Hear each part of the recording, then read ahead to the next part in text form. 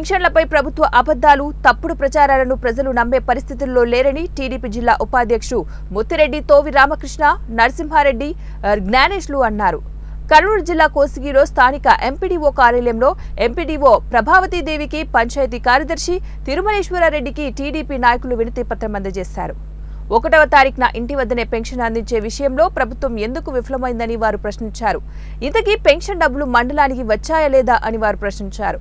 1వ తారీఖులోపు రావాల్సినటువంటి పెన్షన్ డబ్బులు నేటి వరకు కూడా ఎందుకు రాలేదని వారు ప్రశ్నించారు. అనంతరం టీడీపీ నాయకులు మీడియాతో మాట్లాడారు. పెన్షన్ డబ్బులు ప్రభుత్వం మంజూరు చేయకుండా టీడీపీ ప్రభుత్వంపై బురద జల్లే ప్రయత్నం చేస్తున్నారని అన్నారు. కోడ్ అమల్లోకి వచ్చిన తర్వాత జగన్ రెడ్డి 15 రోజుల్లో 13,000 కోట్లు కాంట్రాక్టర్లకు దోచిపెట్టారన్నారు. వాలంటీర్లను ప్రభుత్వం రాజకీయ ప్రయోజనాలకు వాడుకున్న కారణంగా వారిని కేంద్ర ఎన్నికల సంఘం విధులకు దూరం పెట్టిందన్నారు.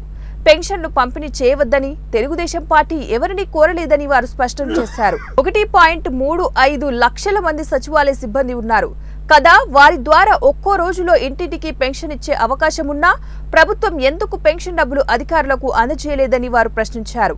ప్రజలు అన్ని గమనిస్తున్నారని, ఎన్నికల్లో ప్రజలే బుద్ధి చెబుతారని వారు హెచ్చరించారు. కానీ అనవసరంగా ఈ వైసీపీ వాళ్ళు ఈ తెలుగుదేశం నాయకులు అడ్డుపడుతున్నారు, పార్టీ అడ్డం పడిందని మామూలు నిందేస్తున్నారు. కాబట్టి మేము ఇట్లానికి చేయము. అది ఎలక్షన్ కమిషన్ వాళ్ళే వాళ్ళని రద్దు చేసి ఇచ్చేసింది. ఇకపోతే ముఖ్యమైన విషయం ఏమిటంటే మేము వాలంటీర్లకు వ్యతిరేకం కాదు, వాలంటీర్ వ్యవస్థని సమర్థిస్తున్నాం. మా పార్టీ వచ్చినా కూడా వాలంటీర్లతోనే నెల 4,000 రూపాయలు పంచే బాధ్యత చంద్రబాబు నాయుడు తెలుగుదేశం పార్టీ తీసుకుంటుందని తెలియజేస్తున్నాం. రాష్ట్ర ముఖ్యమంత్రి జగన్మోహన్ రెడ్డి అయితేనేమి ఈరోజు ఈ వాలంటీర్ వ్యవస్థ మన వాళ్ళు కాబట్టి పార్టీకి ఎల్లవేళలా మీరు కృషి చేయాలి. మళ్ళీ 2024లో మేమే మళ్ళీ మిమ్మల్ని తీసుకుని మళ్ళా పునర్వ్యవస్థను తీసుకుంటామని చెప్పడం జరిగింది.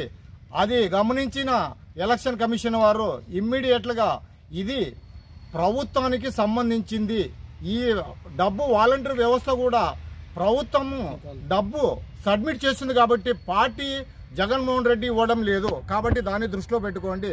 రెండవది పంచాయత్ సిబ్బంది 1,35,000 మంది సిబ్బంది ఉండి కూడా ఈ రోజు వరకు మీరు 2వ తేదీ అయినా కూడా అవ్వాతాతలకు పింఛన్ ఇవ్వలేదంటే మీరు ఎంత అసమర్థతో మీ ప్రభుత్వం ఎంత వైఫల్యం చెందిందో దీన్ని బట్టి మీకే అర్థమైంది. కాబట్టి తెలుగుదేశం ప్రభుత్వం మీద బురద జల్లే విషయాన్ని దీన్ని మానుకొని వెంటనే తక్షణమే ఈ ప్రభుత్వ సిబ్బంది సచివాలయ సిబ్బంది ద్వారా ప్రతి రోజుకి కనీసము 100 నుంచి 150 మందికి గాను 3 రోజుల్లో ఇంటింటికి వెళ్ళి సబ్మిట్ చేయవలసిందిగా కోరుచున్నాము.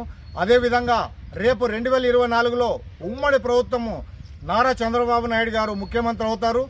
2024లో జూన్ నుంచే 4,000 రూపాయలు అవ్వతాతలకు పింఛన్ ఇవ్వడం కూడా జరుగుతుందని ఈ సభముఖంగా నేను తెలియజేసుకుంటున్నాను. 2 రోజుల కిందట కేంద్ర ఎలక్షన్ కమిషన్ వాలంటీర్లను ఆంధ్రప్రదేశ్ ప్రభుత్వంలోని వాలంటీర్లను నగదు పంపిణీకి దూరంగా ఉంచడం జరిగింది.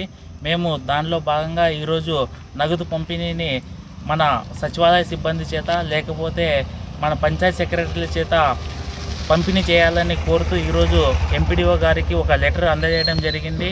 మేము మన ఎంపీడీఓ గారిని వివరణ కోరితే ఆమె ఏం చెప్పిందంటే అసలు ఇంతవరకు మన అకౌంట్లో మన మండలానికి